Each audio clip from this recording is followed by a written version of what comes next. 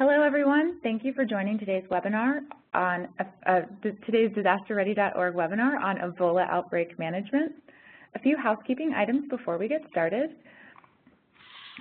Participants are muted in order to reduce background noises. Our session today will last about 1 hour, including time for questions and answers.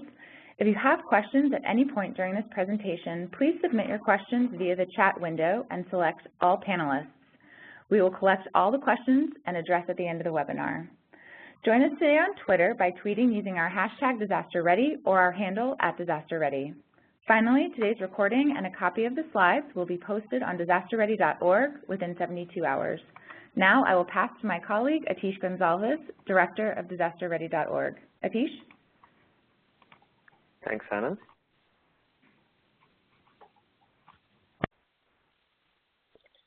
So just a bit about our host, Disaster Ready, today. Disaster Ready is an initiative of the Cornerstone On-Demand Foundation. This is a free, easy-to-use online training resource that provides e-learning courses created to help prepare humanitarian aid workers for the challenges and demands they face in the field. The goal of Disaster Ready is really simple: to increase the preparedness and effectiveness of humanitarian aid workers around the world by providing accessible, affordable, and high-quality training. Designed by experts in staff development and humanitarian action, disasterready.org is really the result of a collaborative effort between the Cornerstone On-Demand Foundation and the leading aid agencies that you see on this slide. And now I would like to introduce today's speaker, Tim Jagatic. Tim is a medical doctor with Doctors Without Borders, and he has been with the organization since 2012. Dr. Jagatic worked on 3 Ebola missions in West Africa during the current Ebola outbreak. And now without further ado, I'd like to pass the baton over to Tim. Tim, over to you. Thank you very much, Atish. And thank you, everybody, for coming here today for this discussion. I will be talking about Ebola outbreak management. As Atish said, my name is Tim Jagatic. I've been working with Medecins Sans Frontieres, Doctors Without Borders. We go by the acronym MSF. MSF has been involved in Ebola outbreaks since 1995, and ever since then they have been the go-to people for Ebola outbreak management. Up until this current outbreak, they were essentially the ones doing everything. And right now, without this outbreak, when clearly out of control very quickly, we realized that there was the times that we were there, that we had to kind of think on our feet and change some of the management styles that we've had.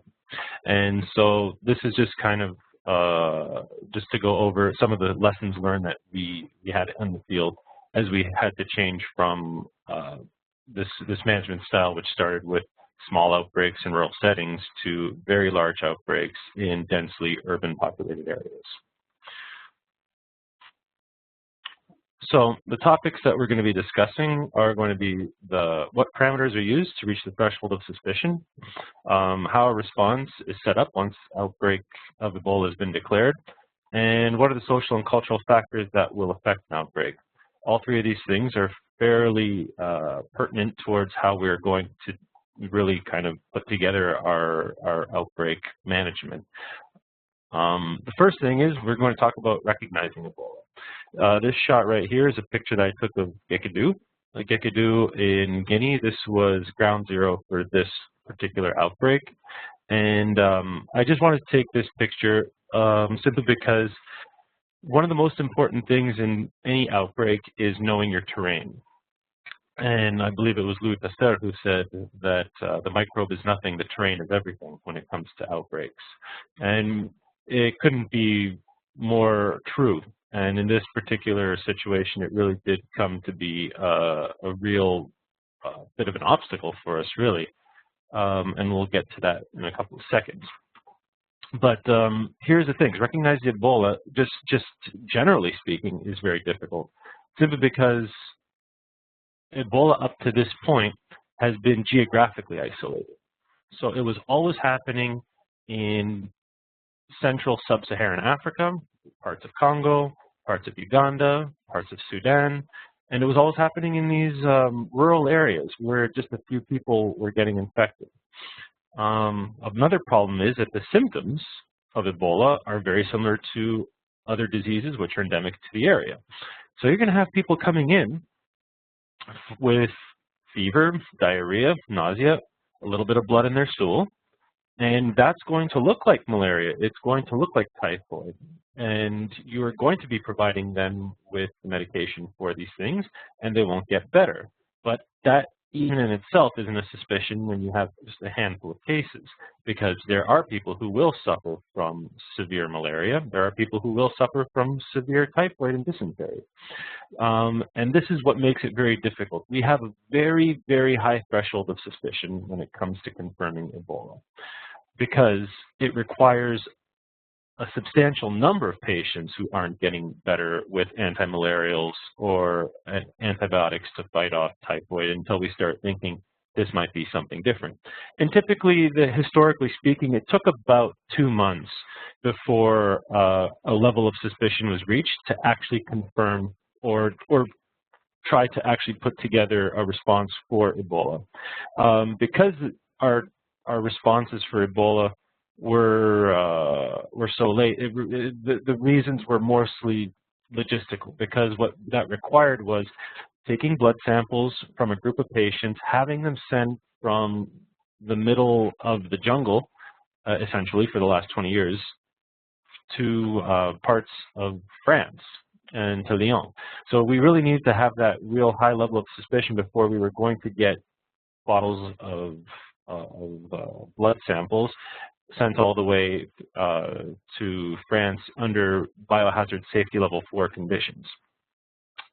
And but the thing is, because this is a biohazard safety level 4 disease, we only need 1 confirmed case to declare an outbreak. And there's just a few diseases which require only 1 case. Other diseases include measles and cholera. So because of the level of infectiousness, not contagiousness, of this disease, the difference is infectiousness means that it really wreaks havoc and there's a high mortality rate. Contagiousness is more about how easy it is to spread the disease. In the case of measles, we talk about contagiousness, but in the case of Ebola, we talk about infectiousness. And it's the infectiousness of Ebola that causes us to need only 1 confirmed case in order to declare the outbreak. And so this is just another picture that I have. This is a picture of a response that was started on the shore of the river that separates Guinea and Liberia. This is just another picture to show that terrain is a very important thing, that this river was very problematic in terms of this disease spreading, because this was the region which was a very, as we call it, a very porous border. In this section of the country, we had a group of people called the Kisi people who were living there, and they identify themselves by their culture rather than by their nationality. So this border for them is essentially useless. And what we saw was, or it's rather meaningless. And these people were traveling freely back and forth from on this border. And this is what was allowing the disease to spread from Guinea to Liberia and then over to Sierra Leone. And this was very problematic for us. And to go back to the idea of thresholds, it's very important for us to realize why we have such high thresholds, because it's very important to know that all that bleeds is not viral hemorrhagic fever. Almost anything can cause viral hemorrhagic fever. And some of the things here will pose particular problems in these 3 countries in West Africa where we've had our current outbreak, such things as the amniotic fluid embolism. Amniotic fluid embolisms, they occur when a woman gives birth, and then all of a sudden she starts developing signs, toxic signs. She's having difficulty breathing, her blood pressure goes way down, and then when she's given intravenous fluids, then all of the points in which she's had the IV placements start oozing. And when we're going to start seeing people who are suffering from that, it's going to look like viral hemorrhagic fever. And this is really going to be very problematic in future management for people who are not suffering from Ebola. It will really take a toll. So it's very important to realize all these different things, the differentials of the disease. So the outbreak response. Once again, here's a picture of that same river, only this is the border between Sierra Leone and Liberia. I'm only showing these pictures just to show how difficult the terrain really is. I cannot emphasize that enough. The terrain is such an important thing to recognize when you're dealing with the outbreak. And when you have it in a dense urban area, which then spreads to multiple nodes all throughout the countryside in these rural areas, it becomes much more difficult. And Armand Sprecher, who is the Ebola expert for Medecins Sans Frontieres, he pretty much said it would be much more easier to deal with 40 cases in one place rather than 15 cases spread out in 2 places.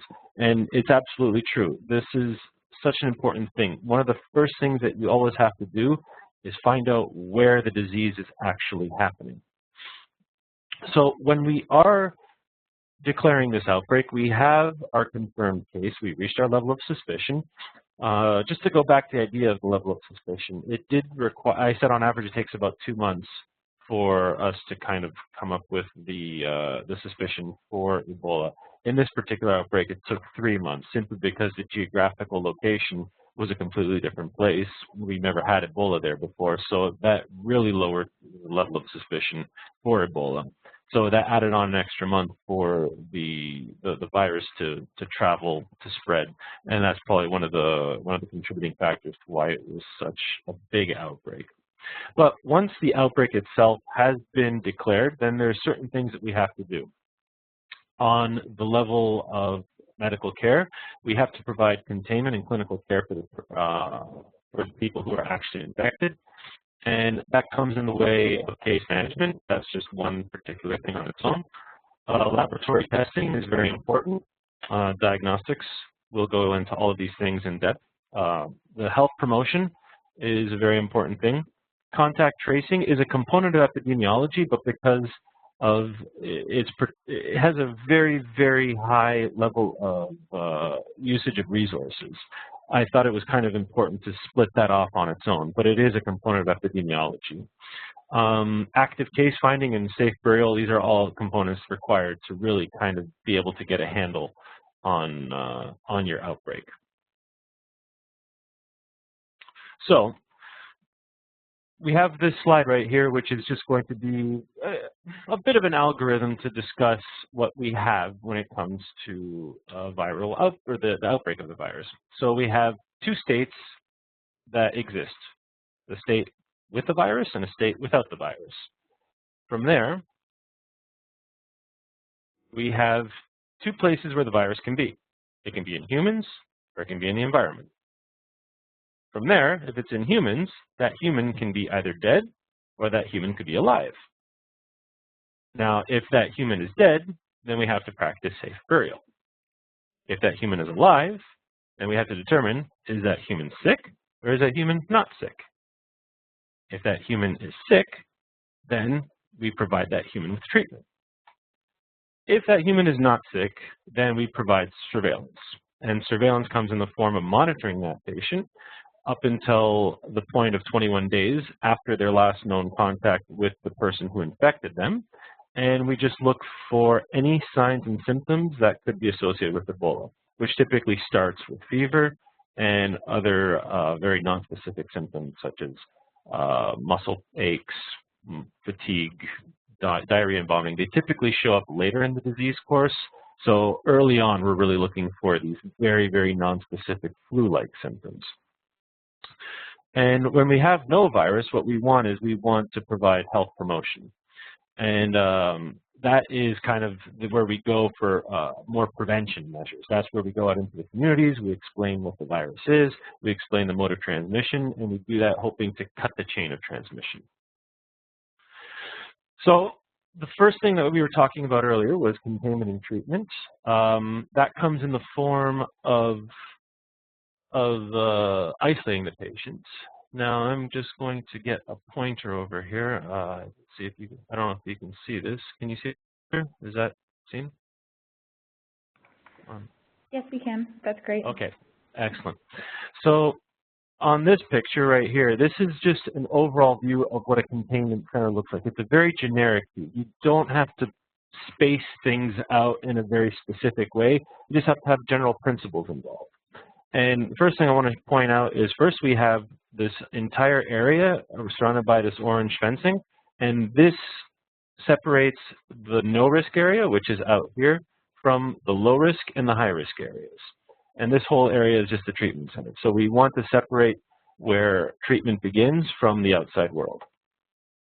There is a point of entry right over here for the low-risk area, and this is where the medical staff comes in. This is an area where they get changed and go into their scrubs.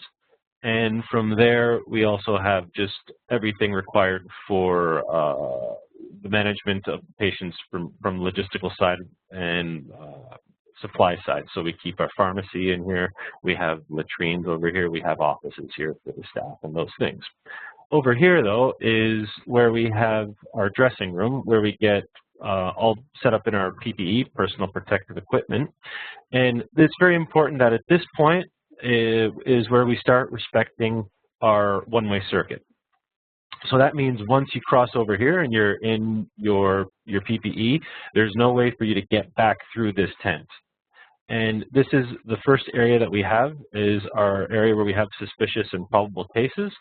And suspicious and probable cases are people who are showing signs and symptoms of the disease, and but they haven't been confirmed yet. And we separate suspicious cases from probable cases, where suspicious cases are people who have signs and symptoms which are associated with the disease. And in our triage process, we pretty much say that anybody with a fever and 3 symptoms that can be associated with Ebola, so that includes muscle ache, fatigue, nausea, diarrhea, vomiting, these types of things. Any of those plus fever will be considered suspicion if that patient has no known contact with an Ebola positive patient. Now, if the patient that's coming in has these symptoms, fever plus 3 symptoms, and they have known contact with an Ebola patient, then they're considered a probable case.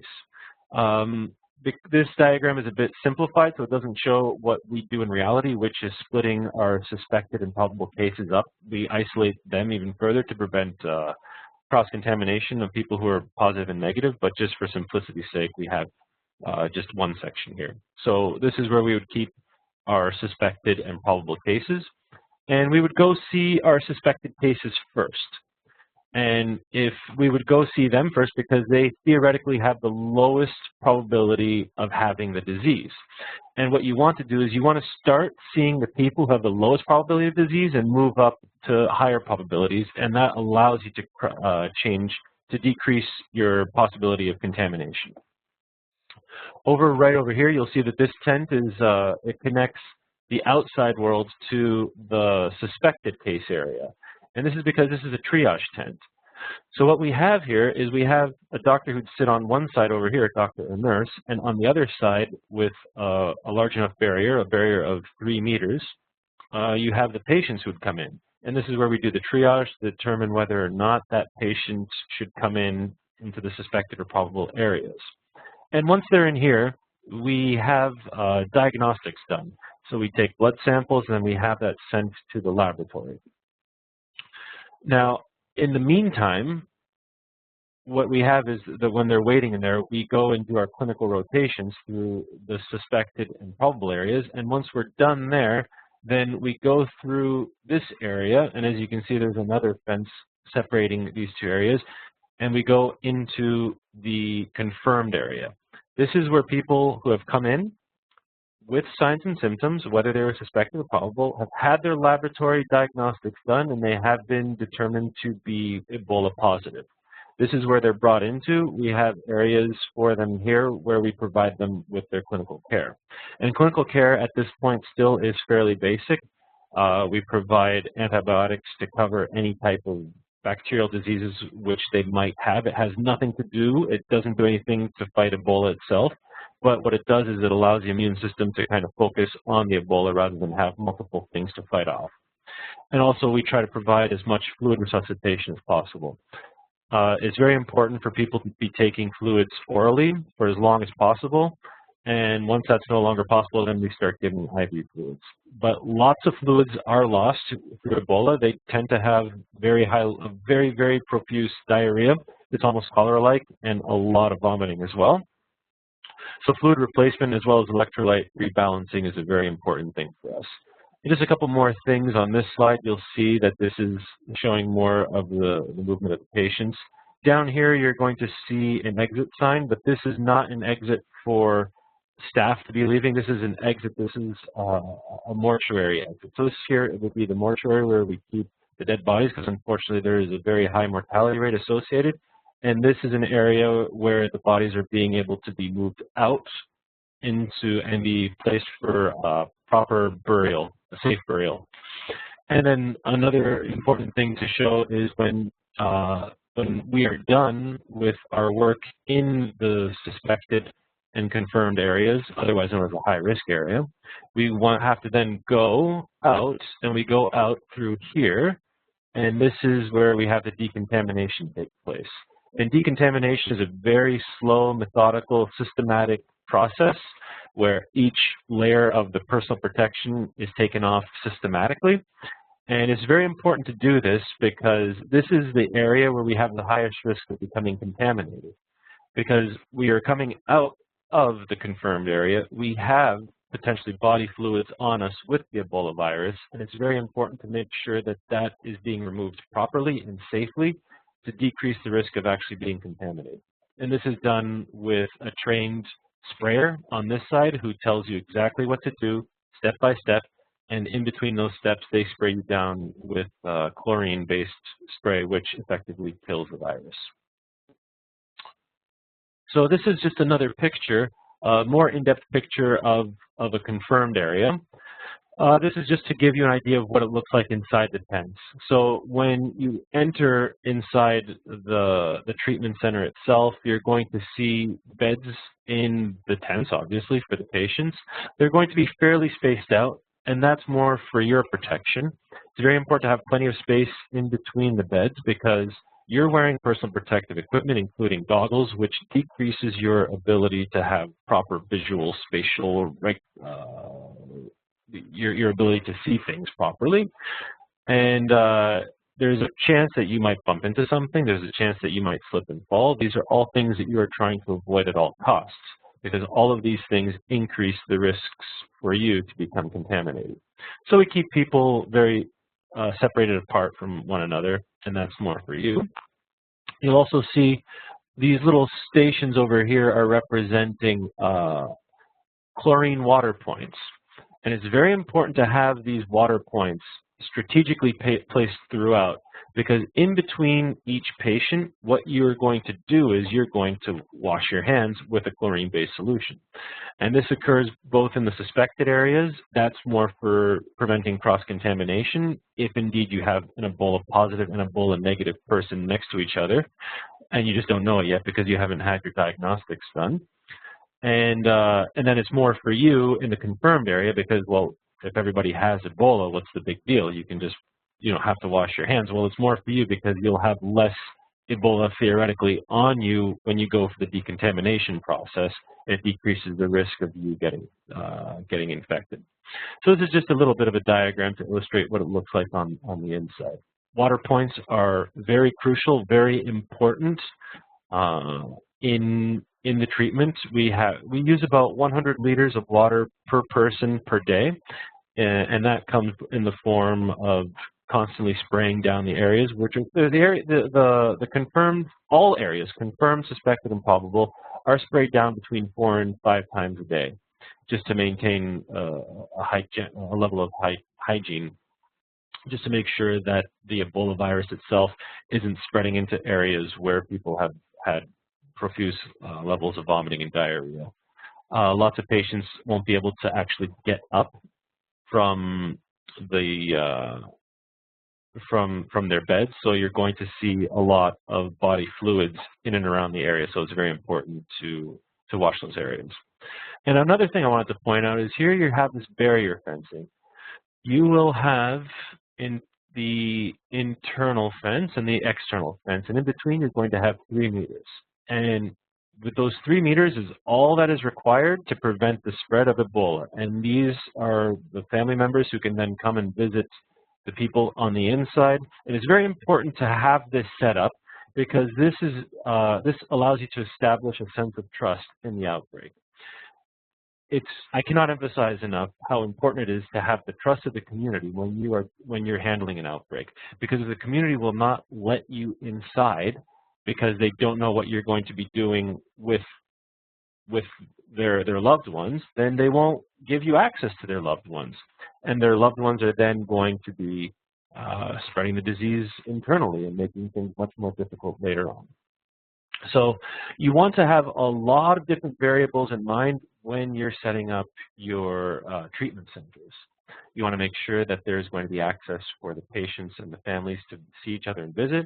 You want to make sure that there's plenty of comfort and plenty of space in between each patient, the comfort for the patients and the space for your personal safety, plenty of water stations to make sure that you're able to wash your hands in between the patients, and to have a very clearly indicated one-way movement from suspected area to probable to confirmed.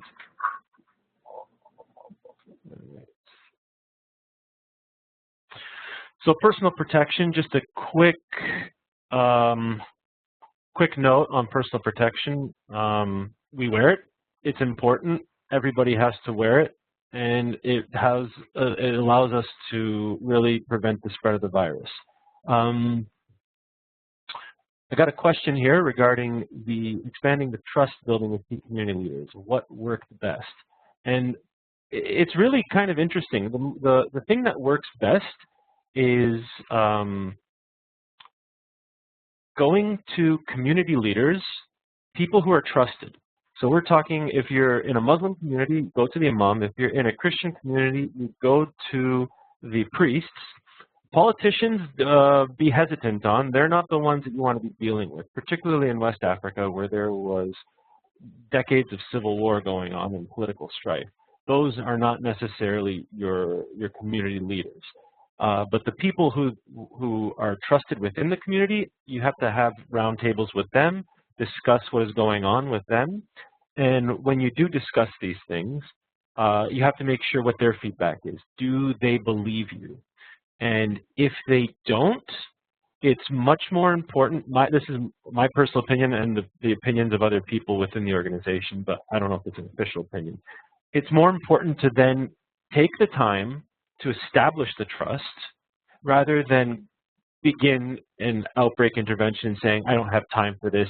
There are people who are spreading Ebola right now. We have to intervene.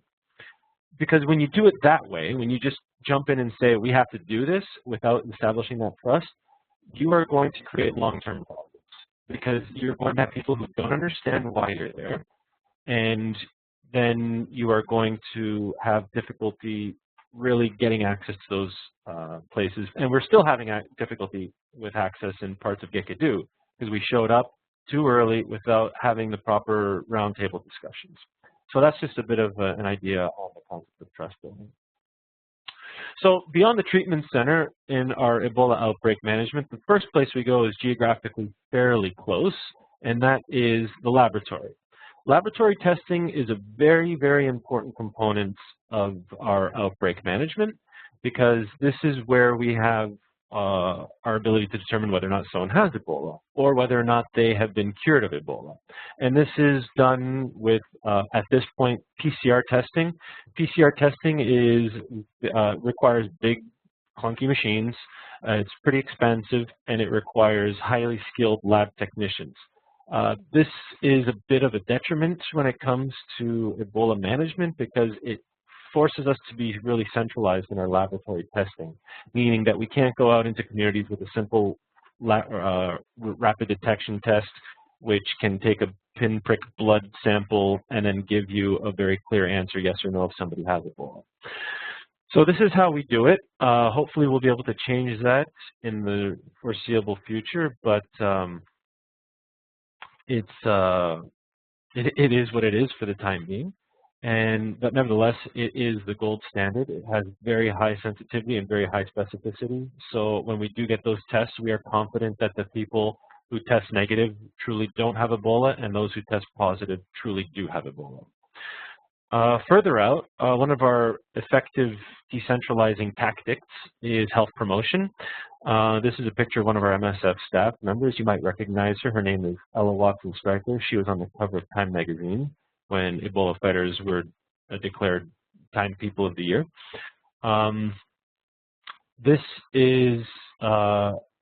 She was responsible for going out to the areas where the virus didn't get to yet and explain what the virus looks like when it gets people, when somebody is infected. And she also was able to discuss things such as prevention of spread of the disease, which is very simple. It simply comes in the form of keeping a distance from those who are infected. If you do come into contact, washing your hands, and reporting anybody who might be sick. But these are very difficult concepts because these require behavioral changes.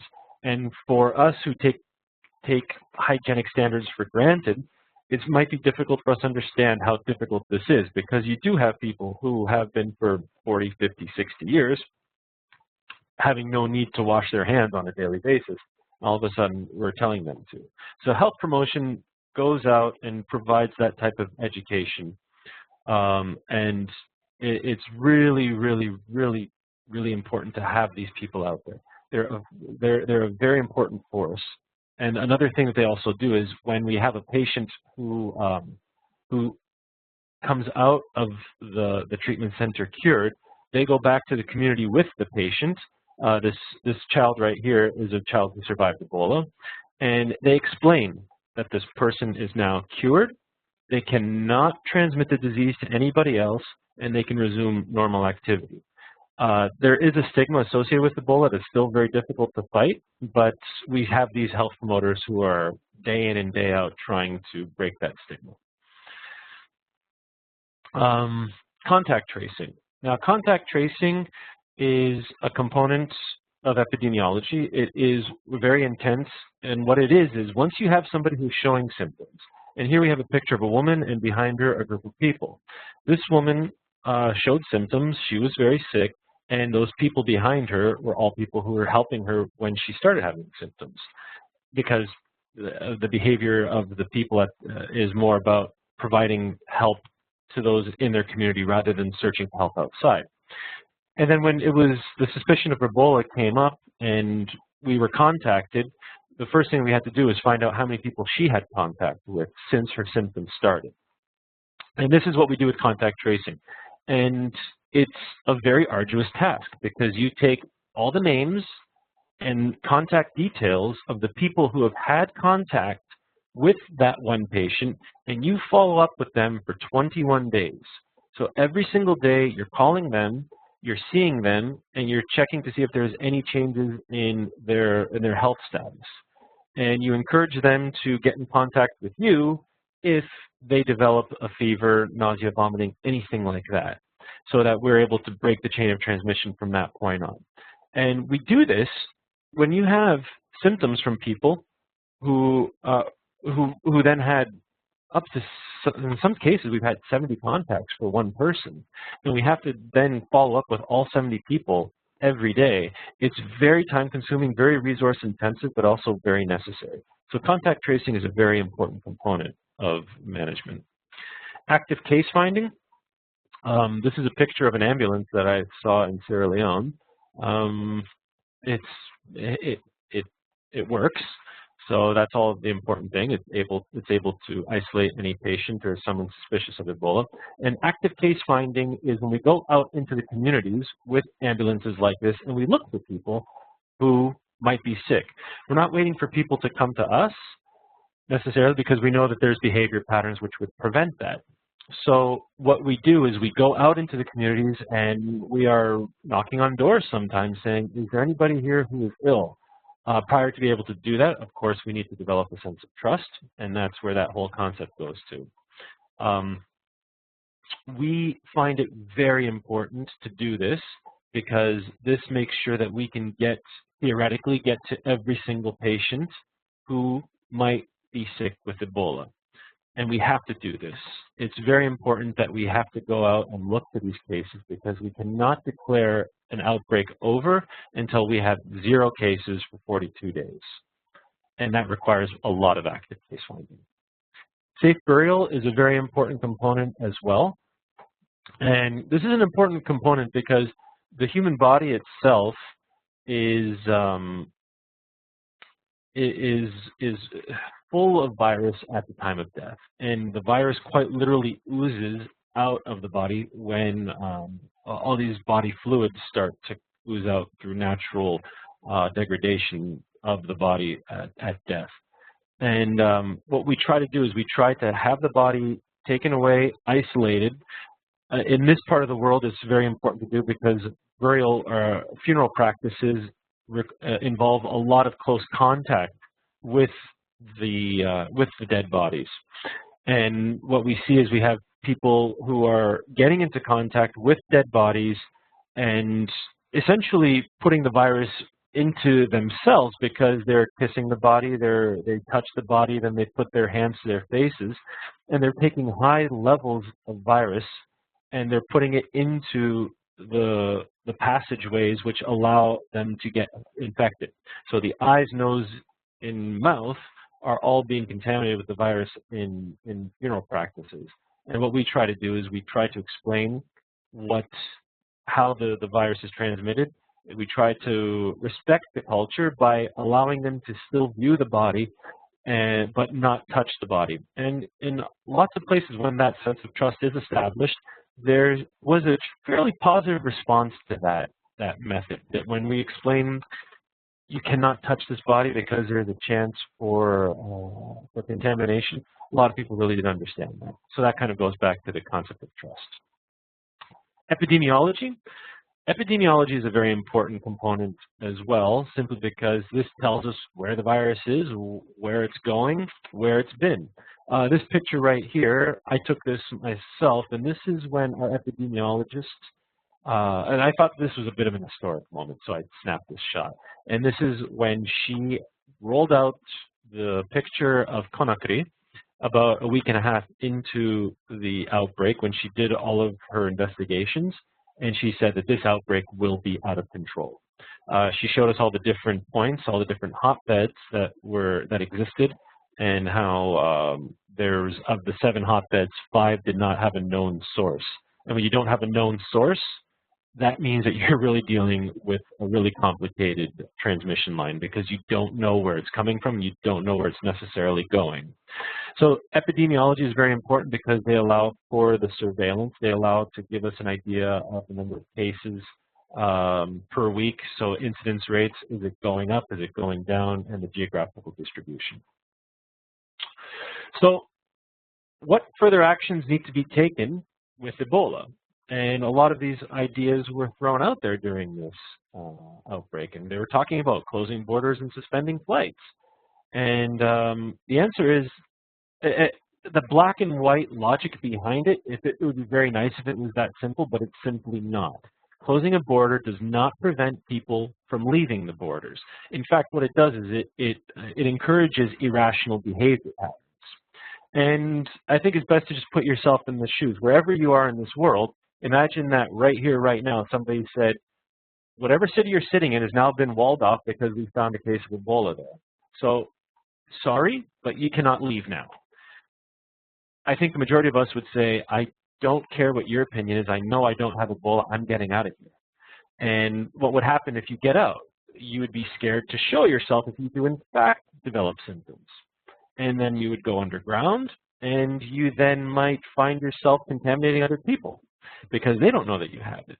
And this is something that we were really worried about, this irrational behavior pattern that might come from border closings, where people would sneak out because it's still very possible to do it, but they would then, if they developed symptoms, they would not present themselves. So we discourage that a lot. Same with this the suspension of flights. It was very important to keep flight pattern movement in and out because we needed to get in and we needed to get out as well. We needed to have the workers coming in, and the only way to get in there was through commercial flights. So these actions, when they were brought up, we were really vehemently against them, and luckily we didn't. The decision to suspend flights and close borders did not happen. So the social and cultural factors, we're slowly getting to the end of our time here. So the things that you have to ask are, is this health-seeking behavior? How do these people act? Do they go to a hospital or to a clinic when they get sick? And if they do, you have to find out and recognize, identify the areas that they go to. If they don't, then you might have yourself a bit of a problem, because they're not going to go to the hospital if they develop a fever and some vomiting and diarrhea. It's happened to them before, and they believe it'll happen to them again. So what's any different from the last time? The difference is it might be Ebola, and they might be getting their family members infected. And that's the problem. So we have to know what their behavior patterns are. The level of trust in the government is very important. As we were talking earlier, the concept of trust. When the government says we have Ebola in our country, will they say, no, we don't. You're just trying to get something from us, whether it's our money, whether it's our organs for the black market, which is a real thing that does exist in certain parts of the world, West Africa included. And you have these concepts in these people's heads that just say whatever the government says, I'm not listening. So it's very important to know that level of trust. Level of trust, again, in NGOs. Do they trust us? And if they don't, how can we establish that trust? Because we were in situations, MSF included, MSF had a presence in West Africa for a very long time, but when it came to Ebola, we had to make sure that they understood what we were talking about, because we saw people who knew us, and they were saying, no, this is different. You're here for our organs. The money finally got to you, didn't it? You just want to get more money. And we had to really deal with this. This was a problem. Another problem was traditional healing. What does it come? When does it come? Does it come before or after Western medicine? What is their threshold for Western medicine? Do they go to a clinic when they have a fever and say, oh, this is that malaria thing. I take pills and I get better. So when they go and say, oh, I have a fever, I go get my malaria pills, and then they don't get better, do they now say, this is beyond medicine, this is witchcraft. This is something that requires spiritual healing. And these are real things. It might sound silly to some of us, oh great, we have to deal with this concept of Western medicine, or we have to deal with this concept of witchcraft. But it's real, and we've had this issue. So it's very important to respect and identify traditional healing and try to educate people about the differences between traditional healing, Western medicine, and Ebola. And the rumors, myths, spiritual beliefs, they're all associated. What are they with the outbreak? These are all things that we have to ask. So the lessons that we learned is trust, trust, trust. You have to establish trust. If you don't have that, the long-term effect of your outbreak is just going to be very, very difficult to manage. Understanding and respecting the cultural behaviors. Do not trivialize any beliefs that people might have, regardless of how they might sound to you. Witchcraft is a very real thing to some people. And you have to understand that when you sit there and say, it's not spirits that are entering you, it's rather something that you cannot see it because it's so small, but it can kill you. That sounds like witchcraft to many people. So you have to understand there's a lot of similarities to your beliefs and their beliefs. You know, when you start explaining your beliefs, it sounds very similar. So be very mindful and respectful of the cultures that you're going to be working with. Be transparent with all of your activities. That is to reinforce the trust. And understand that the work is front-loaded, which means that your initial 2 weeks are going to be very resource-intensive, where you have to set everything up. You have to set up these very intricate treatment centers. You have to coordinate all of your ambulances. You have to make sure that you have your geographical areas defined using GPS and things like that. You have a lot of work to do in a minimal amount of time, adding to also meeting with all the different players involved. And the most important point is you only get one chance to start off well. So do your best because you don't get that second chance to restart. So make sure that you have yourself a very well organized plan and execute and learn along the way. Very, very, very important. So that's my presentation. I just wanted to end it with, on a high note. This here is a picture of little Isata. She was the youngest known Ebola survivor. She made it out of our treatment center in Kailahun. She stole the hearts of many of us. And she's still always, she's #1 on my list in my head whenever I'm thinking about my ex-patients. So I just wanted to share that with you. People do leave these treatment centers, and there is no concept of hopelessness with this. We really can really make an impact and a difference. So thank you very much for listening, and I guess we can now move over to questions. Thanks, Tim. That was very, very thorough and very insightful. As you've been speaking, there's been a number of questions which have been coming through. So I'll send through some of them, and for the participants, if we don't get through all of them, we will try to cover them after the webinar through a community. So the first question, Tim, is relating to the containment. Is why is there no fence-like separation between the decontamination area and the entry area where you dress up in PPE? Why is there no? I'm sorry, what was it? Why is there no fence-like separation between the decontamination area and the entry area where you dress up in PPE? There is a separation. If we want to go back and, can we go back to that slide? Sure. Yeah.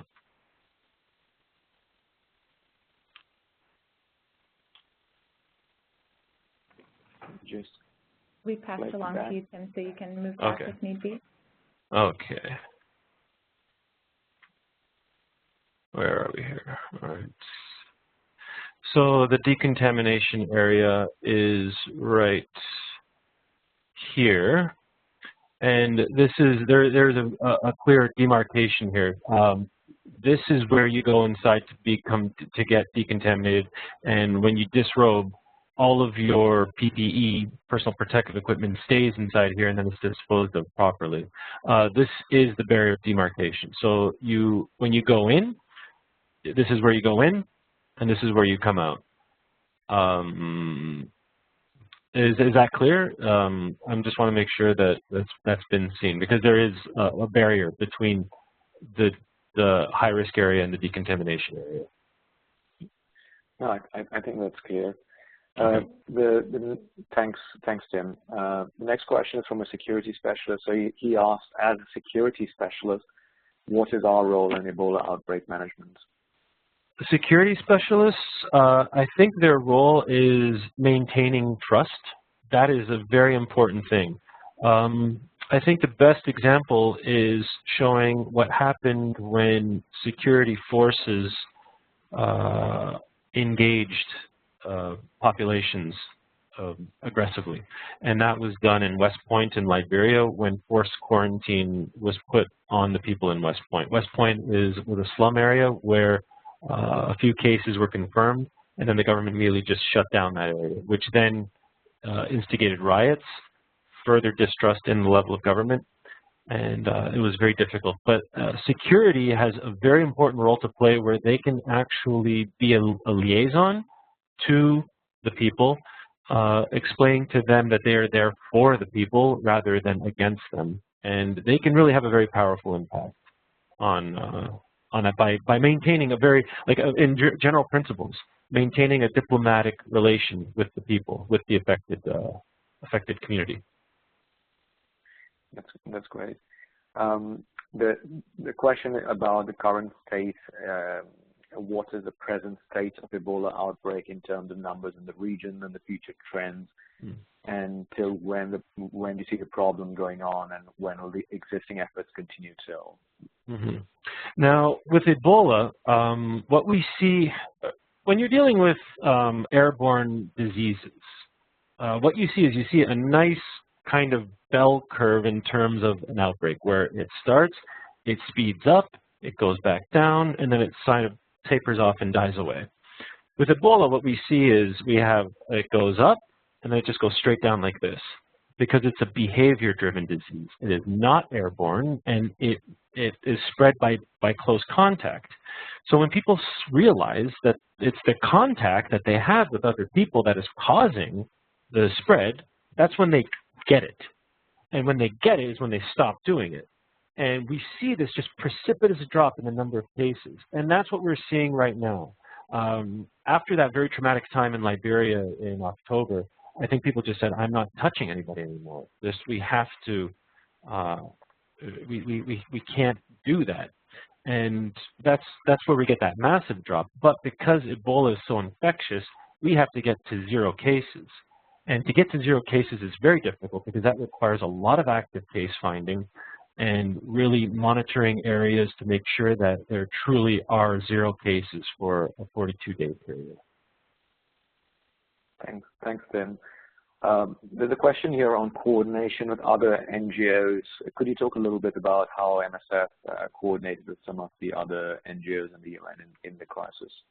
Yeah, so traditionally MSF, for better or worse, has been independent of other NGOs as well as the UN. But in this particular case, we called upon more help because we simply couldn't do it on our own. And there were logistical issues with this. It was very difficult to coordinate who does what, but overall, it was essentially groups of people doing the same thing in different parts. So the common goal was essentially, this is what we have to do, this is how we do it, but we can't be in this spot right now, can you please go?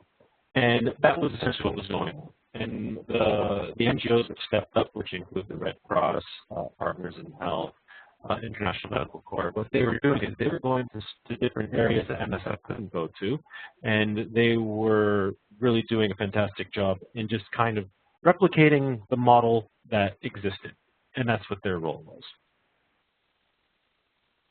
Thanks. We have a question here. Can you please make a comment about the mental health effects of Ebola on communities and successful interventions? Mental health, I'm glad that that's been brought up. I should have mentioned that. It's a very important component in disease treatment, and we provide psychological care and psychiatric care to both patients, survivors, and family members because they're all affected in different ways. And it's like I said, very important component. We do have psychologists out there who do recognize and try to help these people cope with the disease both during and after.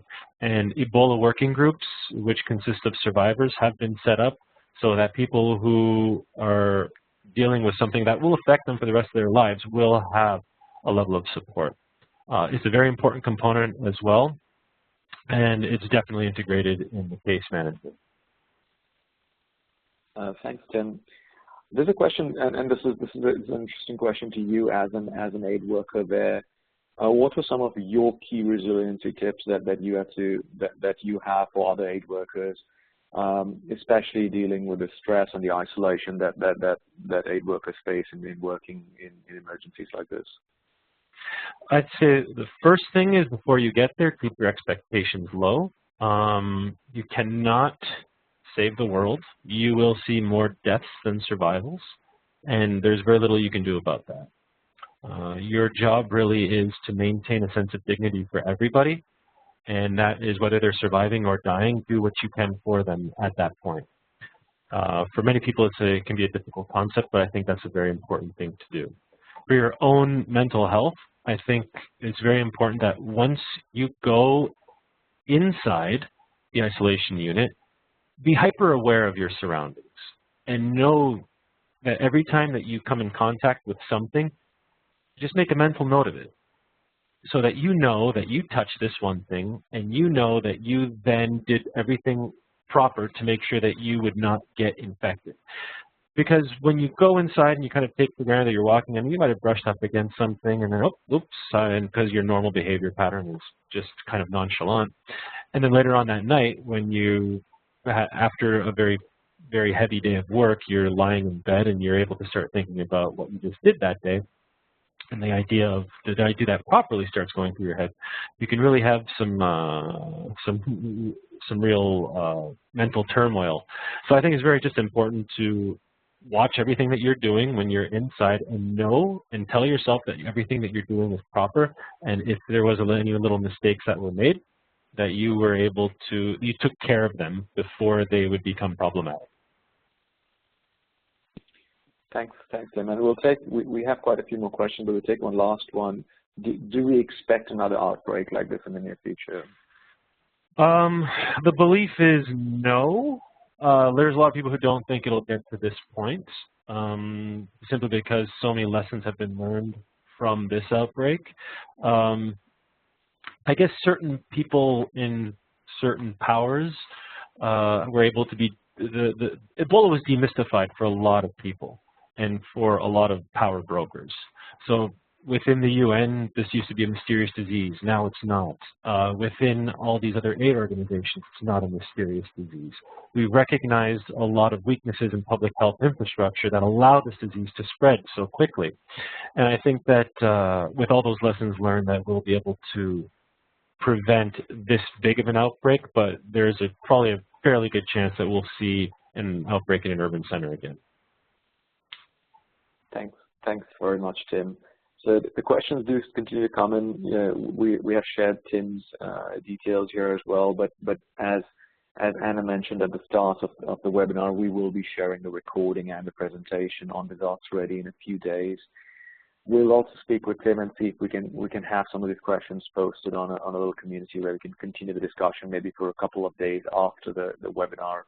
But we'd like to take this time now to thank Dr. Tim Jagatic for his time and for his presentation and for answering all these questions. Thank you so much, Tim. Thank you so much for having me. We'd also like to highlight the upcoming webinar next week by Catherine Ross on measuring effective partnerships. So if you haven't already, do register on Disaster Ready. It's a similar time next week. And finally, thank you very much to all the participants for joining and for listening and for all the very interesting questions. Do continue to follow us on all the social media channels, and do share as well this resource with your colleagues and with others who you think this would be a useful resource for. Thank you very much, everyone, and have a wonderful day. Thanks.